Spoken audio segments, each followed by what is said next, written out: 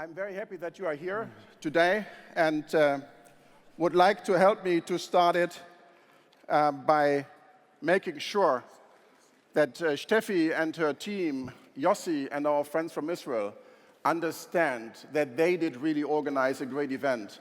And I hope you support me with a big applause and engagement.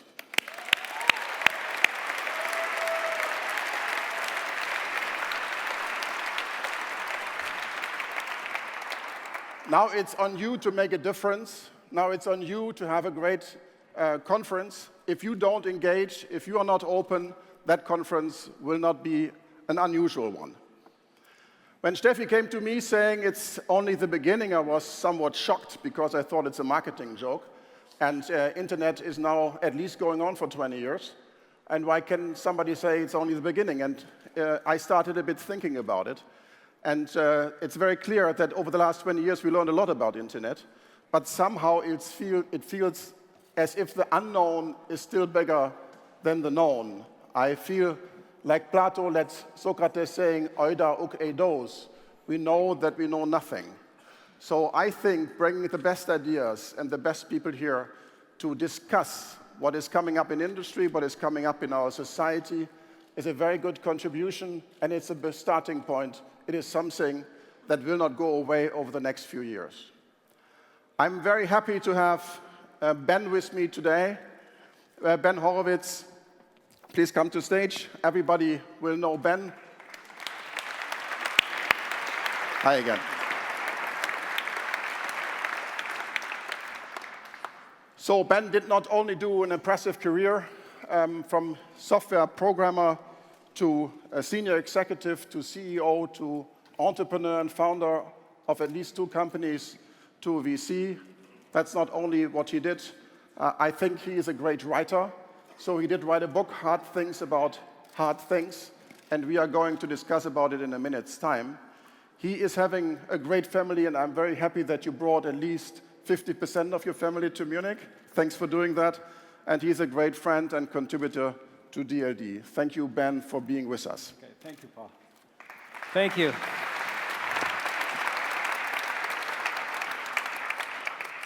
We met 7 minutes ago, so we didn't discuss what we are talking about. And this is a freestyle. So we see where it is taking us. When I'm reading your book, you start with a little story that you and a friend did organize for a dinner, and that you have been working on that dinner for the whole day. And the 2 ladies you have been inviting to the dinner didn't show up. So you waited for an hour and they didn't show up. And you said, most likely you thought it's normal. You did wait for the 2nd hour and they didn't show up. And after 2.5 hours, you were saying, you know, now we should find out what's going on with the ladies. Placed a call, convinced them to come, turned his blind date into his friend, girlfriend, later to his wife. And now he's having a family with her and 3 kids. So I think the most interesting question about the book is, what did you cook? Well, first of all, maybe the young lady would like to stand up.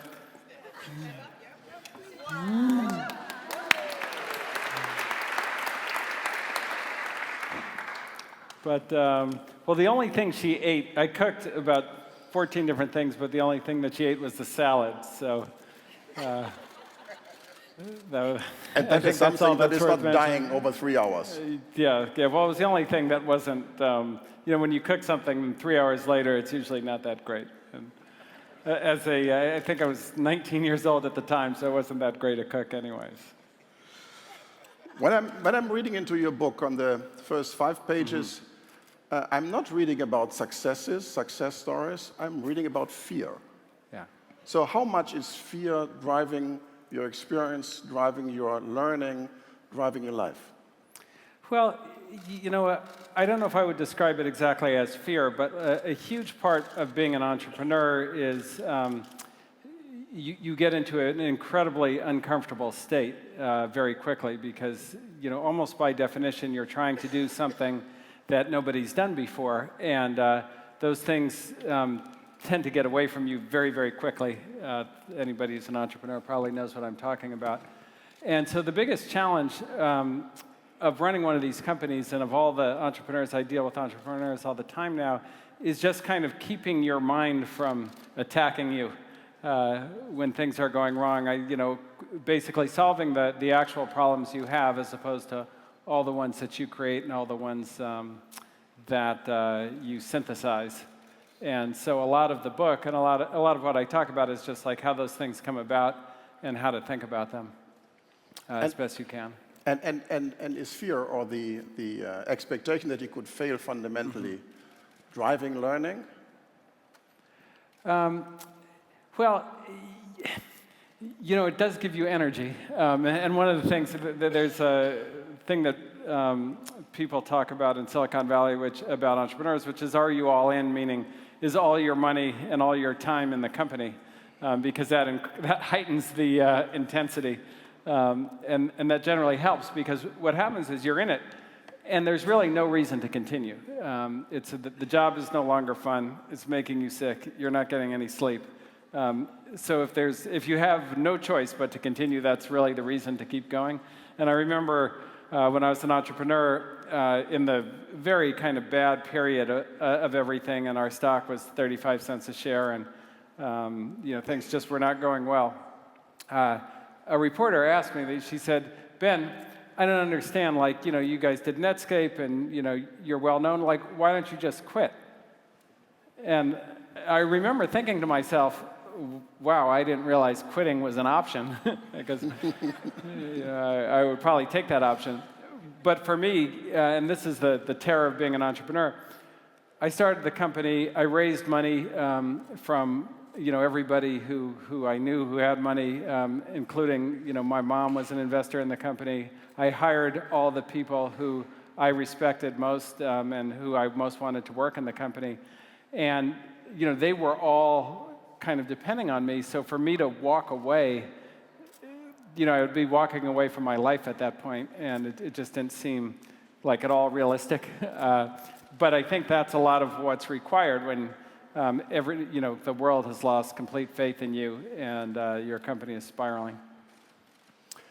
When we think about and discuss about American management style, very often the difference that is made is the hire and fire in the US, which is significantly different the way we treat people in Europe, employees in Europe.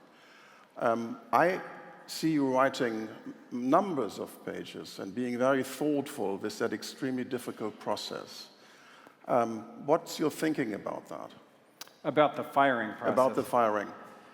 Yes, so, one of the things, and then there's kind of, in the US, there's firing and there's laying off. And firing is basically, somebody's not performing up to speed, and laying off is, the company just doesn't have enough money to keep everybody. I'll talk about laying off first. Layoffs are probably the most traumatic in that, it really is a failure of the company. So the company failed, but the consequence is paid by the employees. So the employees have to be sent home. And, and there were a lot of layoffs when I was CEO in that period because it was a dot-com crash. And there were these firms that you could hire a firm who would come and lay your people off on your behalf. Like literally an outside firm would come in, put all your people in a room and tell them, okay, you're fired and here's your package. And you would pay them for this. And I thought that was the worst thing possible that you could do as a company, because probably the day that your employees are going to remember most about working at your company is the day of the layoff. For sure, the people who got laid off. They might not remember any other day. They'll remember the day they were hired and the day they were laid off and let go.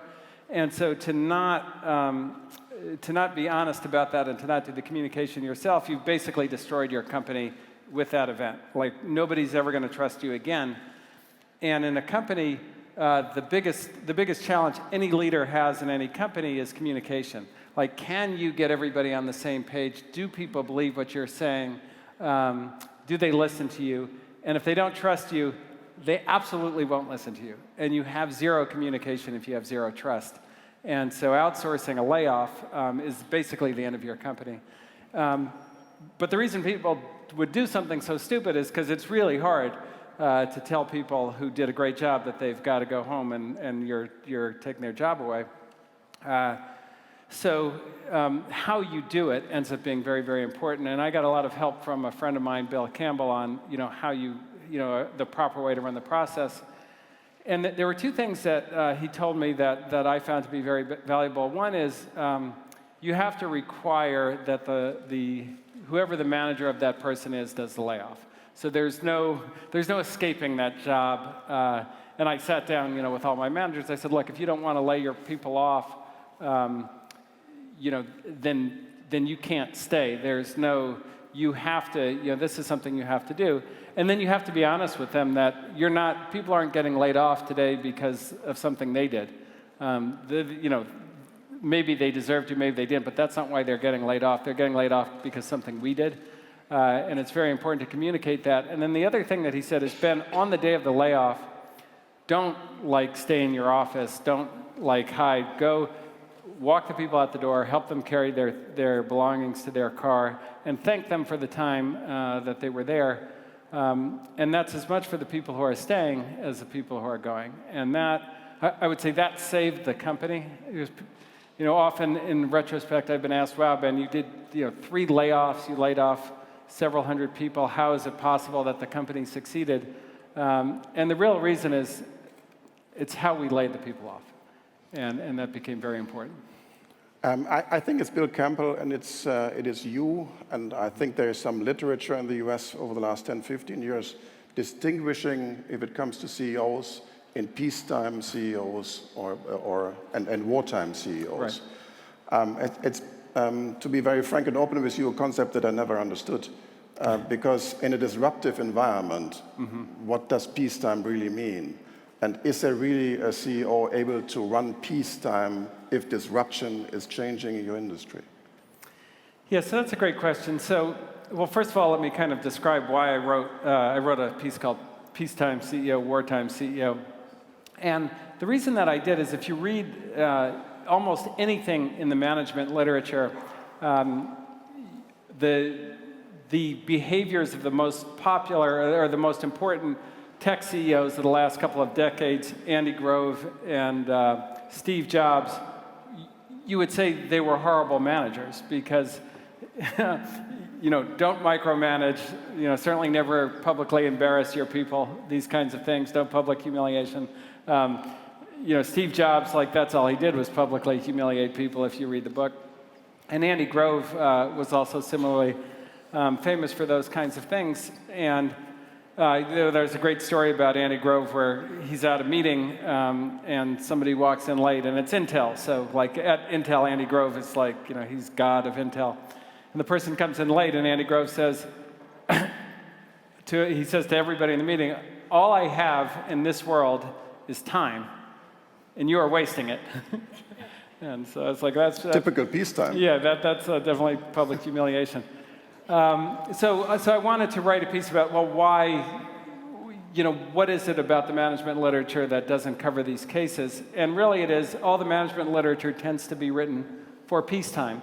And peacetime meaning, okay, the business is going well, and you're looking at kind of expanding your thinking, expanding what you're doing, and in that context, things like developing your people, empowering your people become paramount.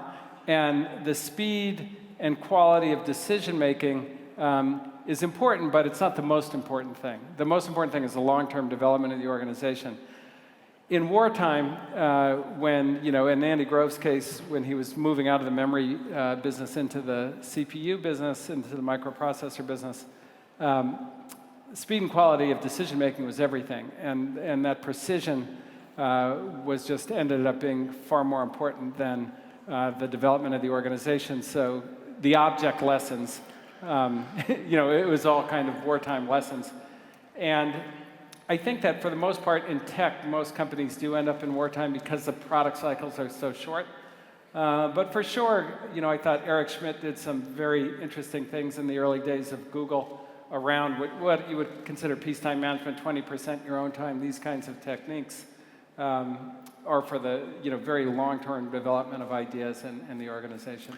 But if a CEO is saying that he is serving in peace times and everything is going well, wouldn't you say he is not interpreting the writing on the wall properly? Well, you know, it's funny.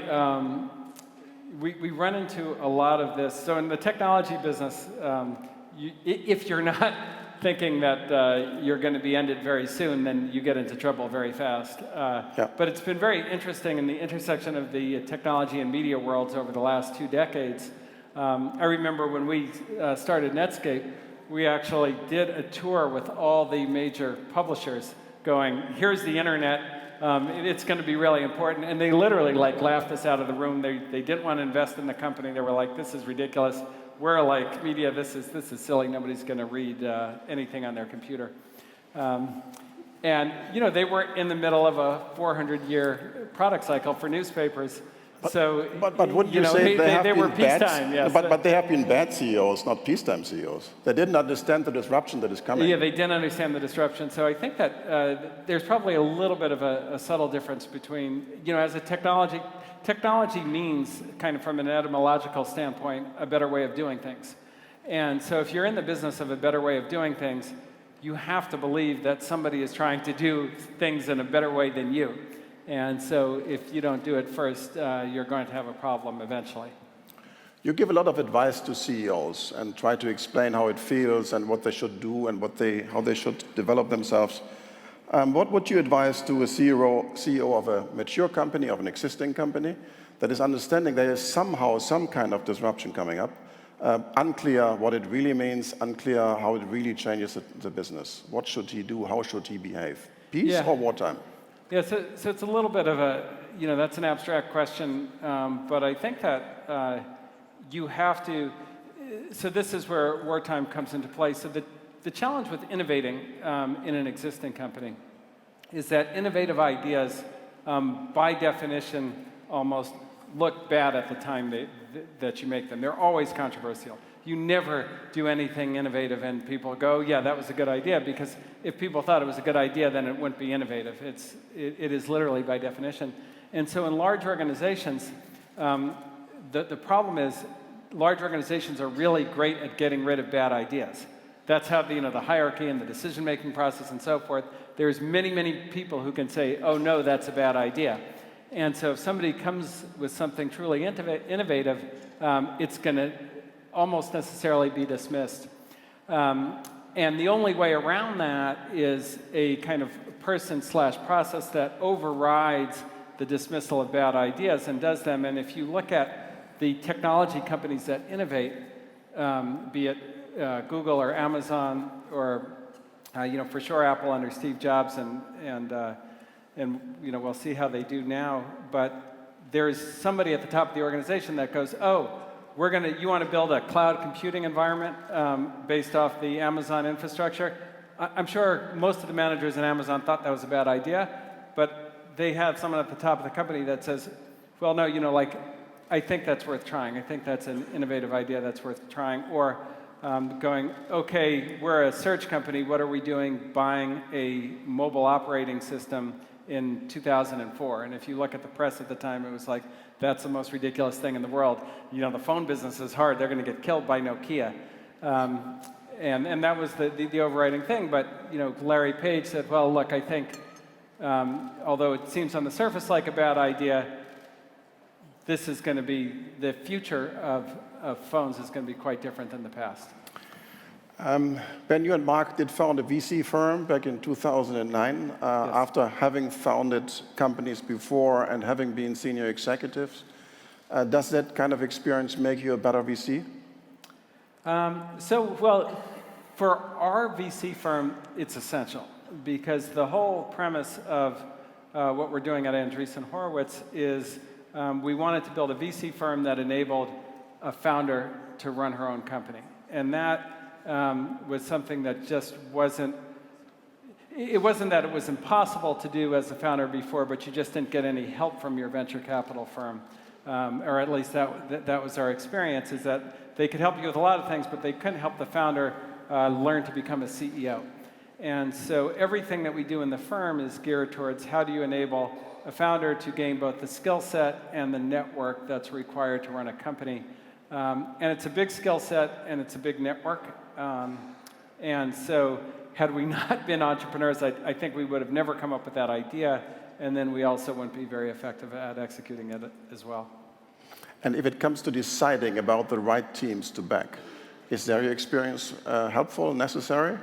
Well, I find it helpful in the sense that a huge component of the team, or the big component that's often overlooked, is courage. And I often like to say, being an entrepreneur tested my intelligence and my courage, but it tested my courage far more than my intelligence. And I find that to be the case with most entrepreneurs. So a big qualification is, do you have the will? Can you breathe if you don't make this idea come to life? Or does your life depend on this company succeeding? And that's a big qualification of somebody who's going to build an important company. It's very difficult to build something really important as a hobby, or just because you want to do better than your Stanford classmate, or the various reasons people start companies these days. And having been through the process, I think that we at least know what that looks like. You are advising young founders, CEOs, not to look at the odds, not to look at the likelihood with which something will be possible or not possible, but concentrate, focus very much on getting their thing done, being successful with the one thing they choose and making that successful. I think it is a very interesting part in the book. Now, being a VC, do you run odds? Do you place bets? Do you do 5 things in a certain room and hope eventually at least one will do? So we don't. We don't. Because, as I said in the book, as I borrowed from Peter Thiel, we believe in calculus, not statistics. So we're looking for the one right answer. We're not, as a firm, we think that we're looking for the entrepreneur with a breakthrough idea. We're not looking to make sector bets. So we don't say, oh, we think e-commerce is going to be big, so we're going to invest in 10 e-commerce companies. Or, we believe in cryptocurrency, so we're going to fund every new Bitcoin company. We're really looking for an entrepreneur who has a breakthrough idea, and that we're going to back. And we tend not to necessarily back multiple in the exact, certainly not doing the exact same thing, but we never have a requirement to back entrepreneurs in the same category. And I'll give you an example. Big data, which is a very important category and a very important trend. We didn't make a serious investment in it for the first 4 years of the firm, even though we believed in the category, because we didn't find the entrepreneur that we really wanted to back. But now we have, in particular with Jan Stojka and a company called Databricks, building a technology called Spark. And the reason was he had the idea, he had the breakthrough, that team had the breakthrough, and that made the difference for us. But we, even as venture capitalists, we don't believe in probabilities.